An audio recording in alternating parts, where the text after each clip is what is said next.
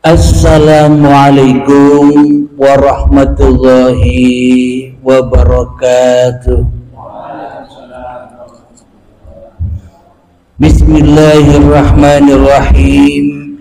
Ashhadu an la ilaha illallah wa ashhadu anna Muhammadar Rasulullah. Allahumma salli ala Sayyidina Muhammad wa ala ali Sayyidina Muhammad. Rabbi shrah li sadri wa yassir li amri wahlul 'uqdatam min lisani yafqahu qawli. Amin. Bismillahirrahmanirrahim. Salam hormatku, salam ta'zimku buat para sahabat-sahabatku tercinta, terkhususnya yang hadir di dalam pengajian rutinan Sabtu malam Ahad ini, dan buat saudara yang ada di dalam ataupun yang ada di luar negeri. Semoga kita semua senantiasa diberi kesehatan dan keberkahan di sisi Allah Subhanahu wa ta'ala. Amin ya rabbal alamin. Sebelum kita awali kajian di malam yang indah ini, marilah kita gemahkan bersama-sama di dalam nyawa, jiwa, hati, roh dan kehidupan ini. Kita gemahkan dengan kalimat-kalimat thayyibah. Subhanallah walhamdulillah wa la ilaha illallah wallahu akbar wa la hawla wa la quwwata illa billahil aliyyil azim. Sadaqallahul azim. Kali ini kami akan membuka hijab yang ada pada zikiran yang kita sering lantunkan setelah ba'da sholat fardu, yaitu ketika selesai sholat fardu kita membaca zikiran Astaghfirullahaladzim alladzi la ilaha illa huwal hayyul qayyum wa atubu ilaih, yang artinya aku memohon ampun kepada Allah yang maha agung. Tiada Tuhan yang berhak disembah kecuali Allah, Zat yang maha hidup, kekal abadi dan terus menerus mengurus makhluknya tiada henti, dan aku bertaubat kepadanya. Jadi selama ini sebelum kita mengkaji hakikat diri sejati manusianya, kita masih bermain-main di dalam tata bahasa saja, yakni zikiran syariat saja. Astagfirullah secara syariat saja. Jadi kali ini marilah kita tingkatkan lagi sampai syariat menuju hakikatnya. Apa yang dimaksud istighfar itu?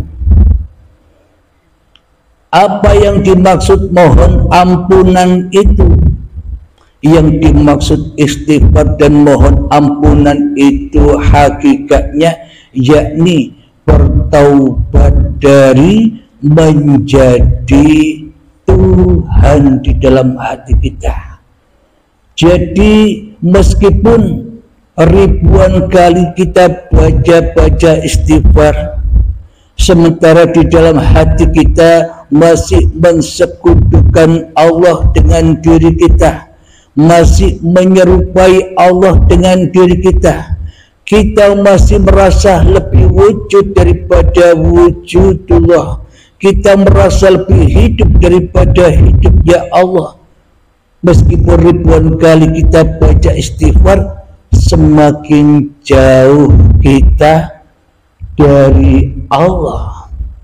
Kalau menurut syariatnya, ya semakin dekat.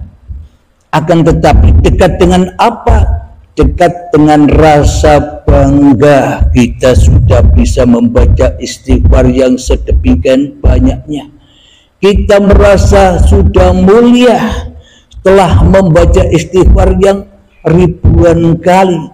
Kita merasa aman dari neraka, padahal kita tambah dekat dan tambah dekat lagi kepada neraka. Kenapa? Karena sejatinya kita belum bertaubat dari menjadi Tuhan. Kita selama ini hanyalah pura-pura jadi hamba Tuhan. Akan tetapi di dalam hati jiwa kita selama ini, kitalah yang mentuhani Tuhan. Kita yang mengatur-ngatur Tuhan. Ketika ada masalah, kita seolah-olah bisa mengatur atau menyelesaikan sendiri masalah itu tanpa Tuhan. Karena itulah kita di dalam ba'da sholat berzikir untuk memohon ampunan kepada Tuhan supaya kita tidak jadi Tuhan lagi. Itulah inti dari zikiran yang kita kumandangkan di saat ba'da sholat.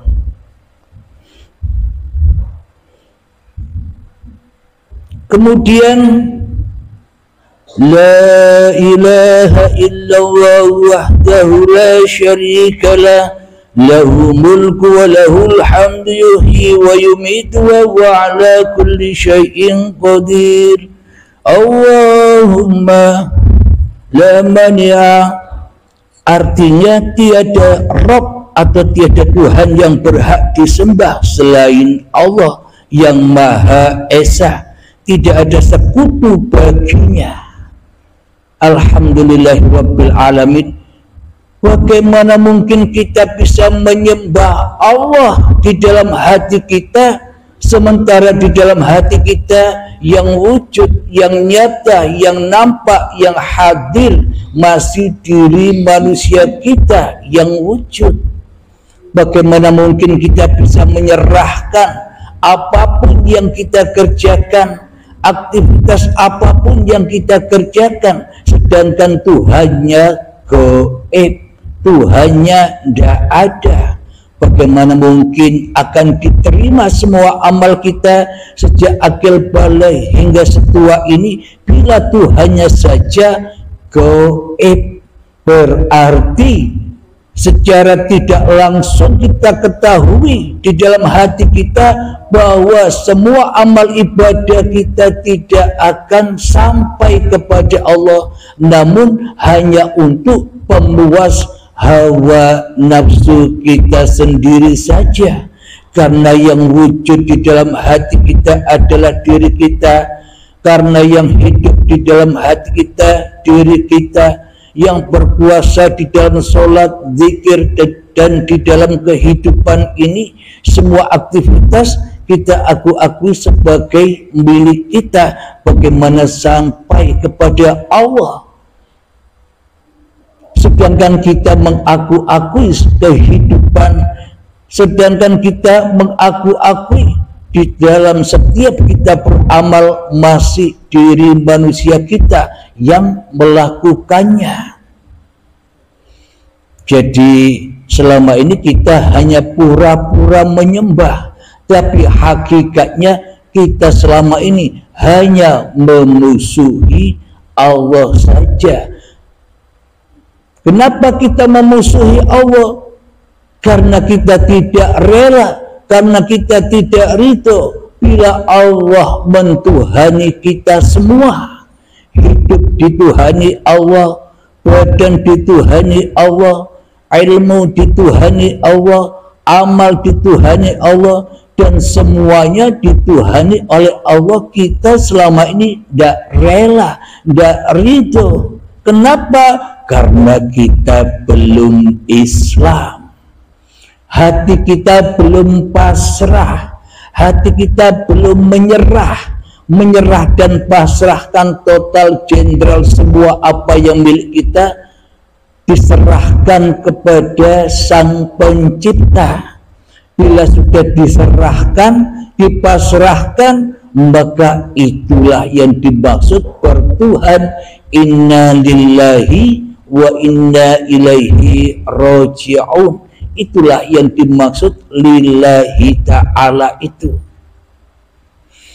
Jadi makna bertobat itu adalah ketika kita rela, ridho, memasrahkan hati kita kepada Allah, bahwa yang hidup ini Allah, badan milik Allah, apalagi aktivitas di dalamnya.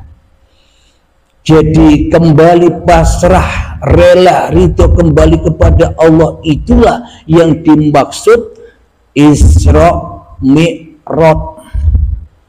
Kebetulan bulan ini bulan Isra Mi'raj. Jadi cara Isra Mi'raj itu bagaimana?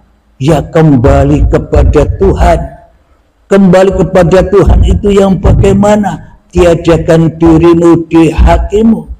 Lepas bebaskanlah hawa-hawa yang ada di dalam dadamu sehingga tenang hatimu.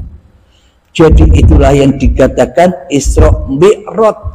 Kemudian digambarkan Kanjeng Nabi Muhammad setelah Isra Mi'raj turun ke bumi, ke dunia membawa sholat. Jadi hakikat Isra Mi'raj itulah sholat itu.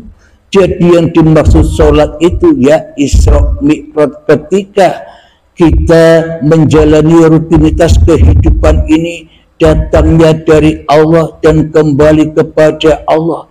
Itulah kepasrahan, itulah Islam.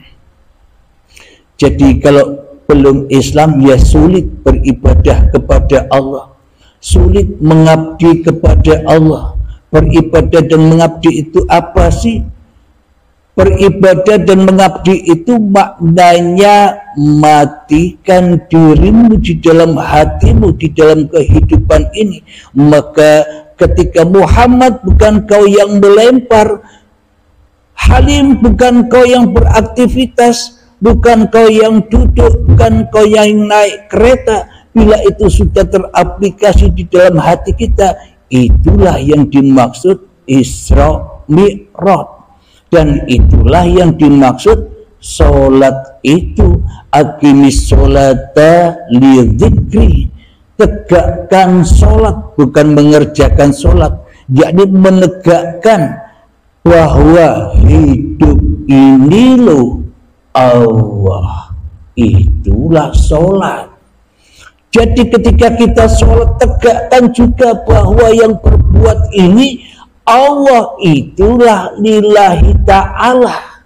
Jadi manusia tak satu pun bisa lillahi ta'ala kecuali Allah. Maka jangan jadi manusia lagi. Bagaimana caranya kalau kita ingin tidak jadi manusia lagi?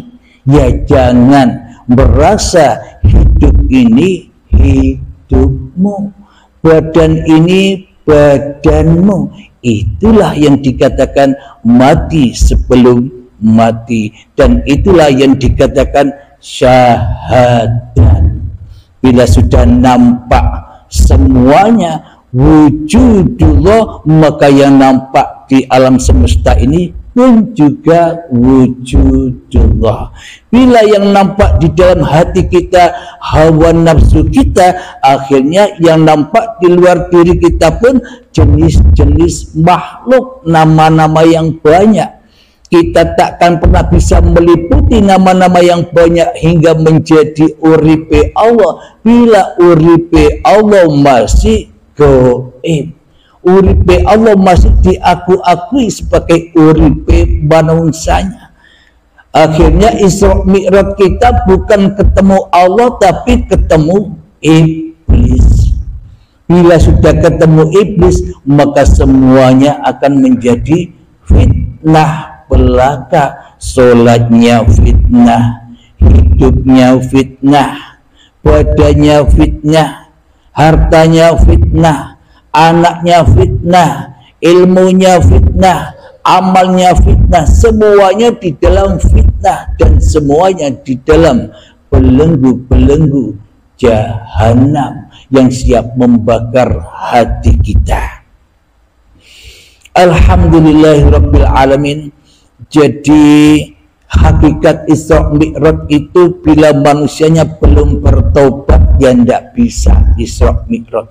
Jadi taubatlah dulu, bersihkan dulu, sucikan dirimu dari dirimu di hatimu. Jadi kalau sudah suci manusianya, berbuat apapun pasti diterima Allah. Karena bukan manusianya lagi yang berbuat, Allah lah yang berbuat. Alhamdulillahirabbil alamin. Jadi hakikat taubat itu adalah kematian. Bila sudah mati manusianya, maka manusianya sudah bebas, lepas dari tugas-tugas kemanusiaannya. Kenapa? Karena manusianya sudah bebas tugas, pensiun. Karena dikembalikan lagi kepada yang berperan, kepada dalangnya. Sebagai manusia yang sudah kembali kepada dalangnya, ya ikuti saja apa permainannya dengan rela hati, dengan sukacita. Itulah yang dimaksud iman kepada qada dan qadarnya Allah. Ketika kita sudah melewati pintu kiamat, pintu kematian, lalu bangkitlah kesadaran manusianya di dalam berlillahi ta'ala. Jadi apa yang dibawa oleh Kanjeng Nabi Muhammad tentang innamal a'malu binniyah itu tidak segampang dipraktekkan. Akan tetapi bila manusianya belum bertaubat dari menjadi Tuhan di dalam hatinya, selamanya takkan pernah bisa lillah, selamanya takkan pernah bisa khusyuk sholatnya. Alhamdulillahirabbil alamin. Mungkin yang sebentar ini akan menjadi berkah untuk kita semua. Semoga kita semua termasuk diri saya memahami apa-apa yang sudah dipaparkan. Sebelum kita akhiri kajian di malam yang indah ini, marilah kita gemahkan salawat dari Mintabul Bala. Allahumma salli ala Sayyidina Muhammad wa ajmini zalimin bizalimin. Allahumma salli ala Sayyidina Muhammad wa ajnili zalimin min zalimin wa akhrijna min bainihim salimin